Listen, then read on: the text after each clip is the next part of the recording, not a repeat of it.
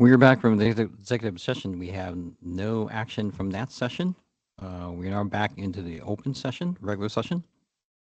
Do we have Mr. Patrick Reed on? Yes, Commissioner, I'm right here. Hello. Hello, Mr. Reed. How are you, sir? Good. How you doing? I'm doing well, thank you. Thank you for your interest in the position of interim fire chief of South King Fire. Board members are going to ask you some pre-written questions here in open session and in executive session. So we're running a little behind. We don't want to cut you off, but please be concise as possible in answering questions in order that we can provide equal time to all candidates. Again, I am Greg Russo, the current chair of the board.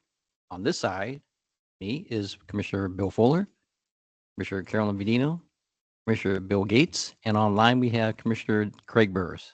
He's out right now, but he's online. So with that, we're going to start with Commissioner Gates. Please ask your first question. Thank you. What makes you unique for the position of interim fire chief of South King Fire? I think I bring a lot of skill set to the table. My career has been varied as far as working on both the East and West Coast. My educational experience, both rising up through the rank, holding fire chief, and most recently deputy fire chief.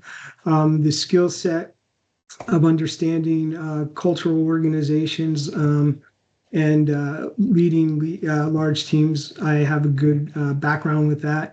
Educationally, like I said, I think I meet the criteria and the benchmarks to take an organization like South King to where you as commissioners want it to go. Additionally, I'm working on a PhD in organizational management and leadership, which brings some skill sets that a lot of people don't have, including working on a dissertation on leadership. And then just the vast majority of my experience being working on both East and West Coast, bring both different perspectives.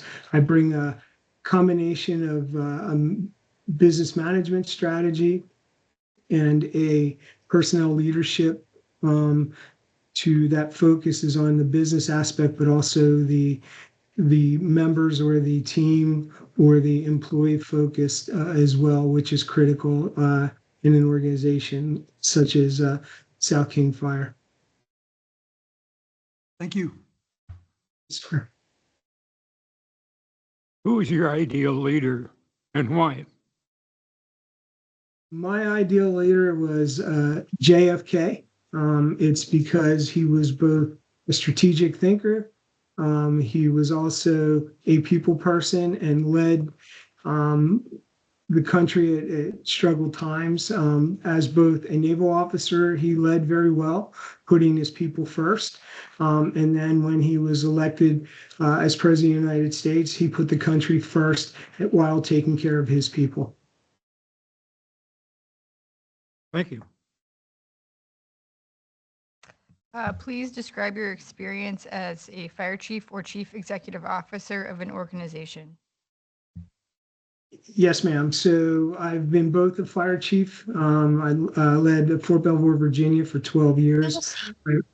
I rose up through the ranks there and took an organization from 35 people to 119 fire personnel, 30 dispatchers, and 10 in our community risk reduction. I spent the last 4 years as the Deputy Chief of Logistics and Operations for the City of Pasco, running the operations, establishing logistics, building 3 new fire stations. And then prior to that, I was a Deputy Chief of Operations for the City of Yakima and implemented an officer development program that they hadn't had before.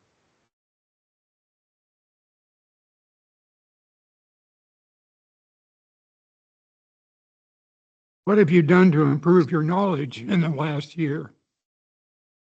I continually read trade books. Like I said, I am currently working on my PhD in organizational management and leadership through Liberty University. I've attended some training. Also got my maintained my chief officer designation, so I can maintain that.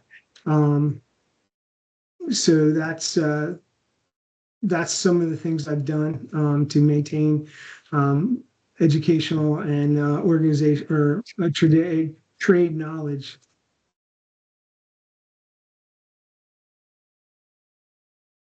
What is your philosophy about labor relations? My philosophy is that the labor organization is a part of business as in the fire service.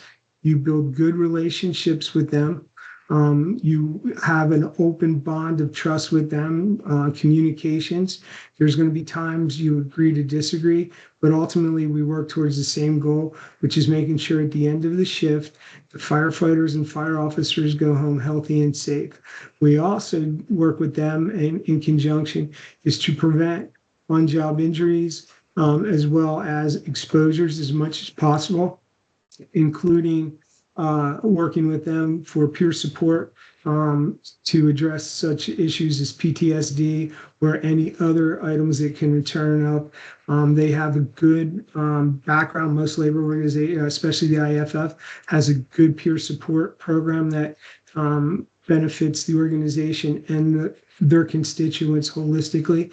So I believe it's a process of business, but it's a process of business that works on relationships and trust.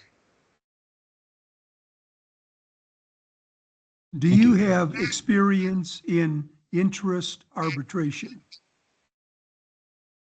Limited in that, but I do have some experience in interest arbitration. We recently did that 2 years ago in Pasco. I think it's a good process. It went well for the first time I was exposed to it. So yes, it's very limited though.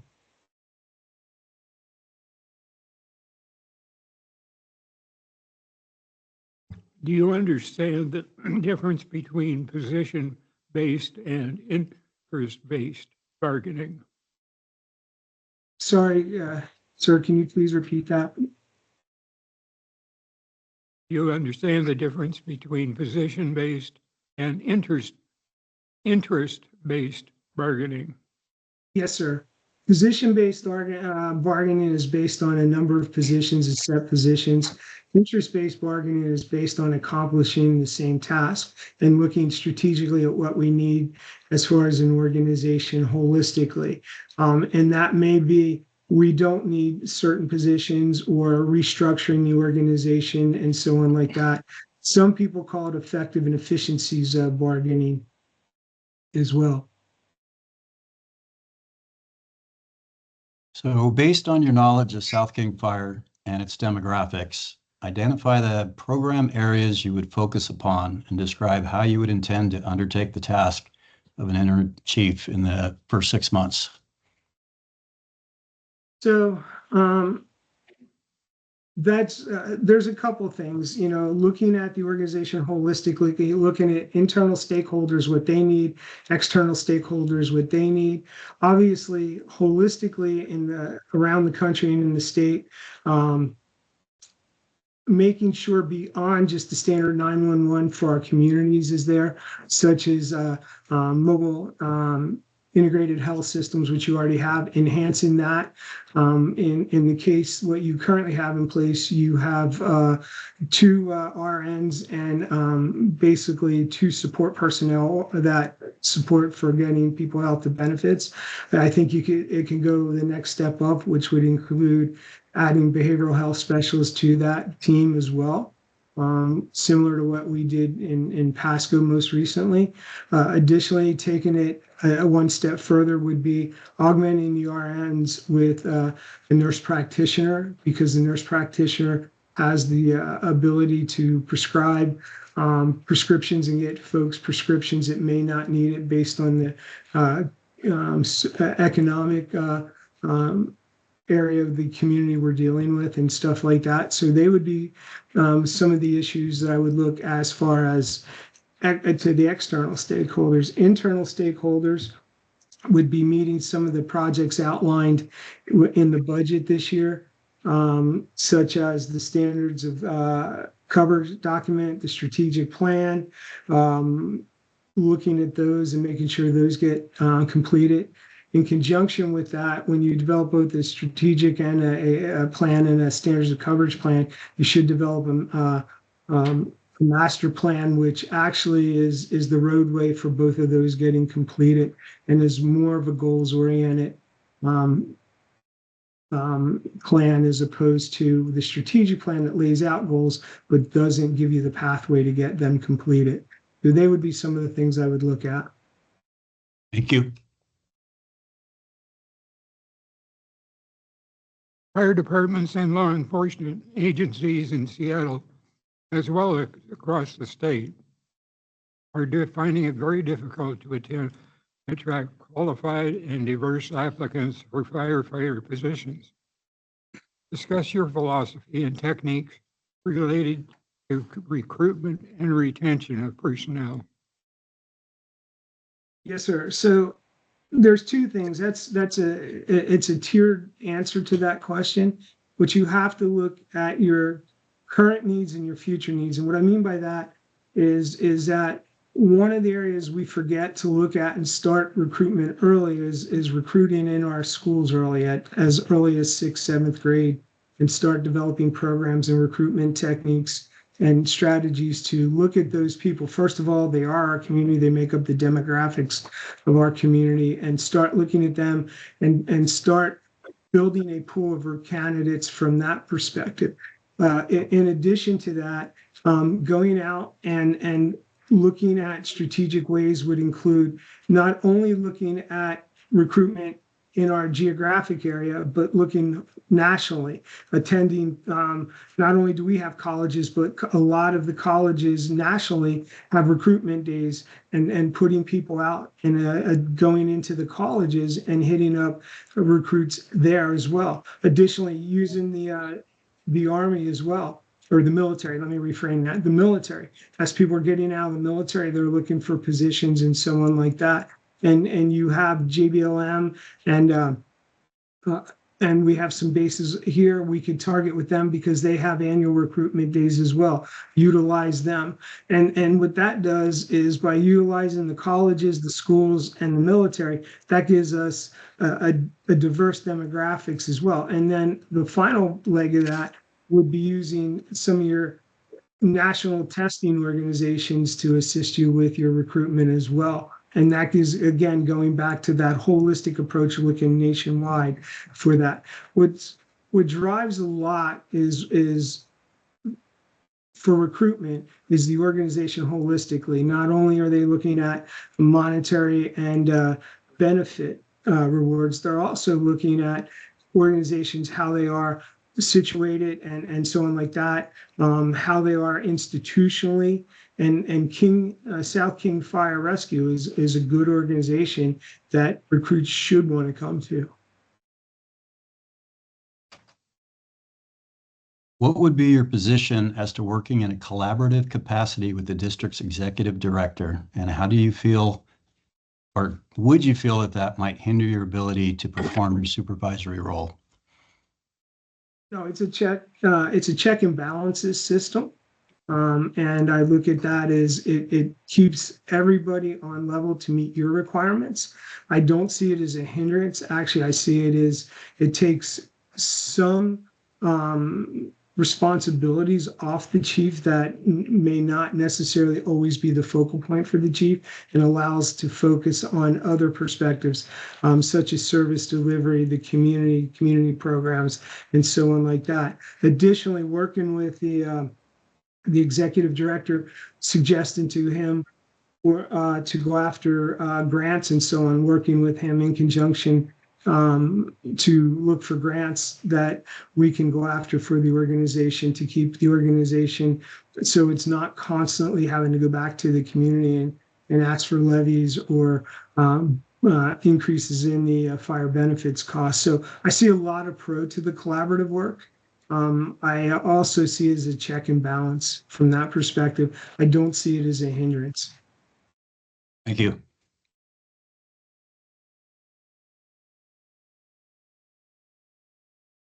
What is the largest fire department you have ever managed? How does this department compare in size and geographic area? So Fort Belvoir was the largest I ever managed.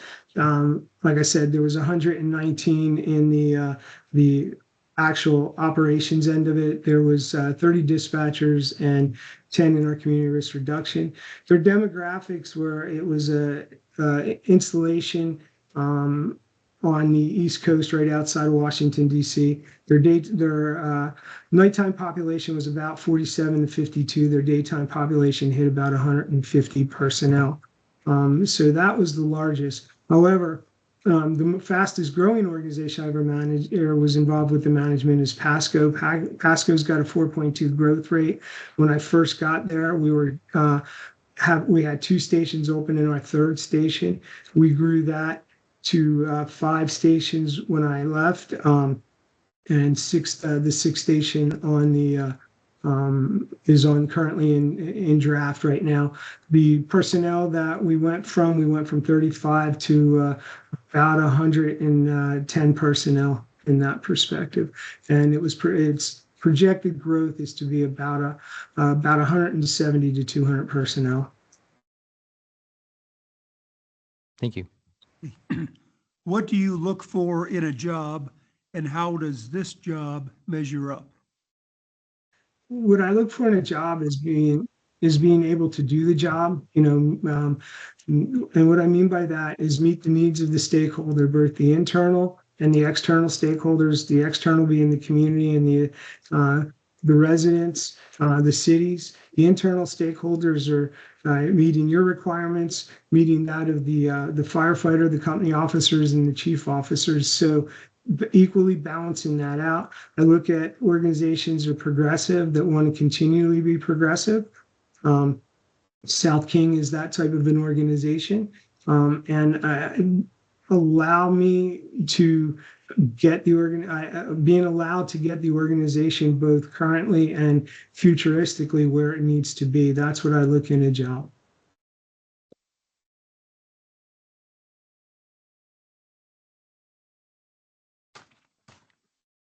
Describe what approaches you have used to promote diversity in your previous positions and the results of these approaches. So in previous positions, what we've done is we've gone out and we looked at communities holistically. We based it off of our senses. And then what we did is we took the approach of meeting those demographics through target recruitment, and not recruiting just based on recruitment for the needs of the organization and the needs of the community. Diversified communities want a diversified organization, and sometimes you have to take different approaches to do that. In Pasco, like I said, we started reaching out to the communities. We used 2 national recruitment centers with a targeted approach to help us get to where we needed to be demographically within our organization, which created diversity, and it worked very well in that perspective. And I will state this, that I believe in diversity. The more diversified an organization is, the more the community will accept it and recognizes it.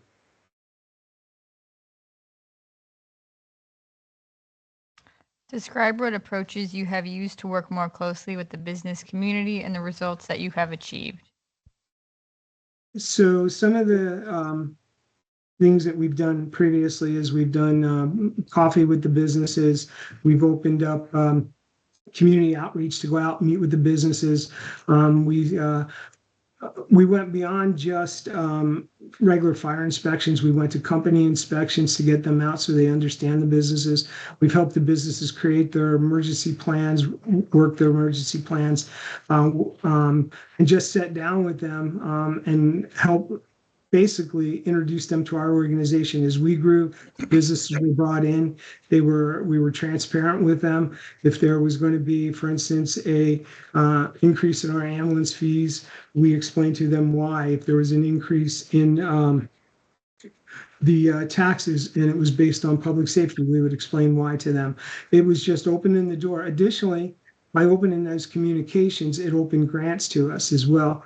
We opened up grants with us for Marathon Oil and some of Amazon and some other agencies as well, just by being open, transparent, and communicative with them. And how we did that is we met with them. We would go in, we would have the companies go by and just get to know them at all levels. We would invite them, like I said, into the organization. Anytime we opened a new station, not only would we invite the community, but we would explicitly invite those organizations, large and small businesses that were in that geographic area, into the station and show them what they've done to help us help them in that perspective. So it's basically open and transparent communication, use of newsletters, and they were the biggest items that we did to meet with the businesses. Obviously, being members of the Chamber of Commerce, we've always been members of the Chamber of Commerce or the Small Business Commerce, the Latino Businesses Commerce, and stuff like organizations. We've always made ourselves available and have attended those meetings. Describe what approaches you have used to work more closely with neighborhoods or homeowners associations and the results you achieved. So what we've done is we've used some of our data through our fire responses and so on like that to look at what communities that we felt were underserved. We would take that data and then we would reach out to the community leaders, like an HOA or in some of the different demographics, their leaders or their organizations, and we would work with them to educate. We would attend meetings or have them set meetings up for us, such as coffee with the firefighter and so on like that. We'd go out and then we would start working with them to educate them on some of the services we offered versus some of the services that we didn't, or educate them or work with them to get them access to services and needs. So that's the biggest approach we've done is just going out and basically reaching out to them based off of our seeing of our data we were kicking back. Case in point, when in Pasco we started what we called our resource navigator, which is similar to your integrated mobile health. And that was based on, we had three underserved communities. Our eastern side, which was a Hispanic community, low socioeconomics and stuff like that. They didn't have access to certain medical care, even though the hospital was right there, a local hospital.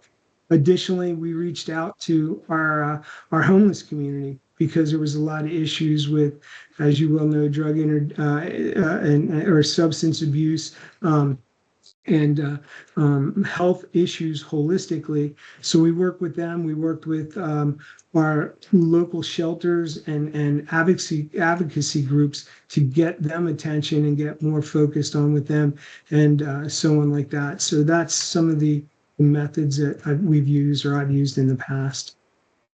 Thank you.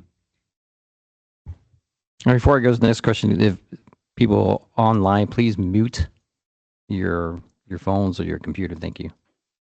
So, Mr. Reed, a female firefighter complains to you that a male officer has made unwanted sexual advances. How would you handle the situation? So how would I handle the situation? First of all, obviously she is uncomfortable. I would take it to the HR team and work with the HR team to develop a system to investigate her complaints, trying to keep her as out of the picture as possible as far as keeping her confidentiality and so on like that, and work the processes through to make sure that if she was being harassed, then the proper discipline would be taken against the individual or individuals that were doing it. If it wasn't intended and it was her perception was that it was, work with the parties involved through mediation and so on, internal mediation, to correct that. And if need be, ask her if she would want to be relocated to another station or shift along that lines. But again, it would be involving the HR team, working with them. Also, as far as the fire chief, my job is to make sure any complaint is answered and resolved to the employee is to their best for them. And like I said, if it included discipline on the people that and we're actually harassing her, take the appropriate discipline. Thank you. An employee under your supervision does not get along with anyone.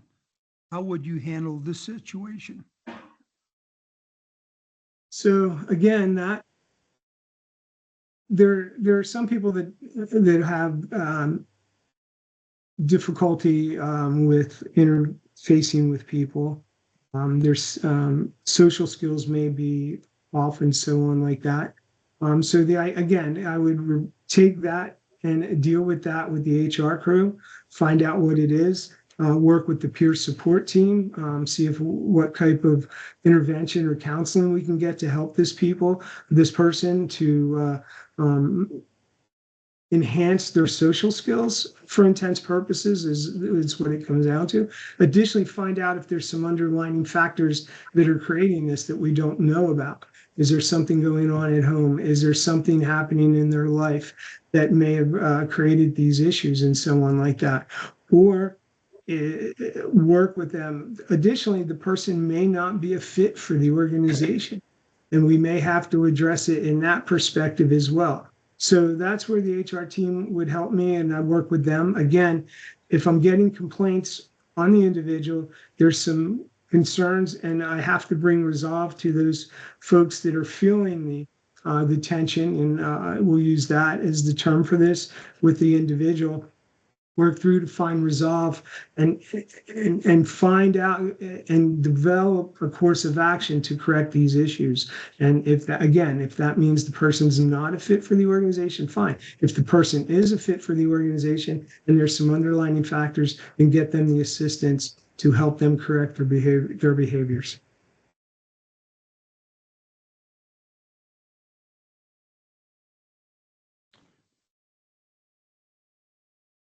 Before you give a performance evaluation of an employee, how do you approach it?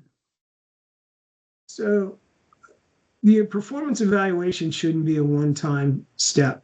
What should happen is that you do an introduction based on how the performance system is set up. And then you meet with the individual throughout the year, going over at least on a quarterly basis to go over how they're performing and so on like that. And then you have a closeout performance. And all of that it's open, candid communication. In that process, you set the employee up for success, and that includes looking at how they are meeting the benchmarks for their position and so on like that. If they're having some problems, what you may have to do is include a performance improvement plan, which is not a bad thing. A lot of people think it is. It's not. It's to help them enhance and to become better performers and make them they're more than likely, most employees are good performers. If they don't know, they won't perform.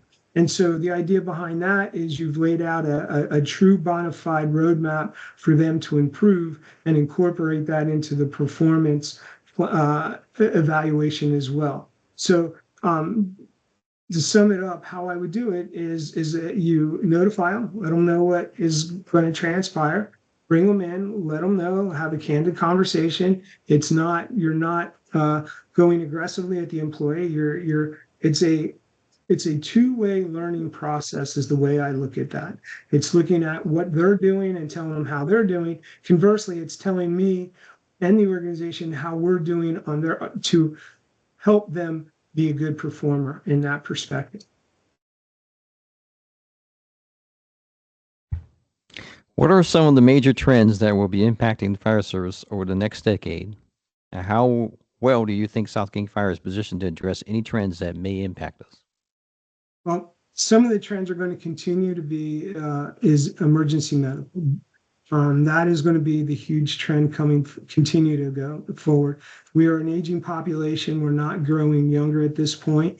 So EMS and how we deliver it is what we need to look at. So what I mean by that trend is is the standard way we deliver service right now the optimal to meet our community's needs? By having aid cards, by having the Medic One system, is that truly the way to do it? Or do we have to become more of the integrated healthcare provider where we open up clinics and so on like that?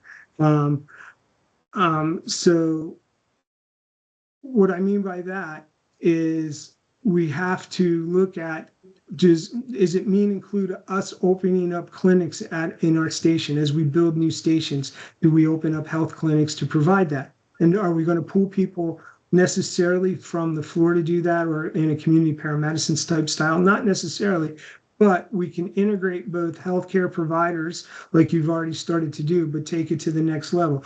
We may have to look at similar to what Europe has done. And Europe has done away with team ambulances and so on like that, and they've gone to single response with a follow-up ambulance and so on like that. And those providers are beyond just the basic paramedic scope. They can go into the nurse practitioner scope or the physician's assistant. So that is one. Additionally, recruitment and retention is going to be huge coming up.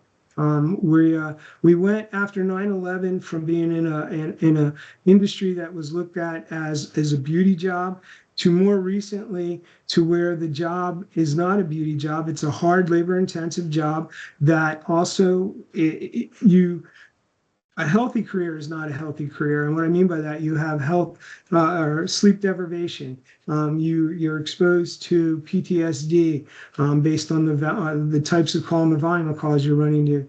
You're exposed to cancer and so forth like that. And when people can sit home and work from the comfort of their home to do a job, do it through electronics, that is going to be a huge contention for us to recruit and retain people. So there are the two trends I see from the perspective that affect us most. And then data, being a data-driven organization and using various data to make sure we're meeting the community needs and so on like that. Thank you. Mr. Reed, this is going to close our open session, so we're going to go to the executive session now. The board convened executive session for interim fire chief interviews pursuant to RCW 42.30.1101G to evaluate the qualifications of an applicant for public employment or to review the performance of a public employee. However, subject to RCW 42.30.1404, discussion by a governing body of salaries, wages, and other conditions of employment to be generally applied within the agency shall occur in a meeting open to the public. And when a governing body elects to take final action hiring, setting the salary of an individual employee or class of employees, or discharging or disciplining an employee, the action shall be taken in a meeting open to the public. Action may or may not be taken after executive session. Joining the board in executive session will be Executive Director Ganem, Executive Secretary Perry, and Legal Counsel. At this time, we recess for 2 minutes to get everyone transferred into executive session. We anticipate the executive session lasting for 30 minutes. At the end of the executive session, we will take 2-minute recess to get everyone transferred back over to the special meeting.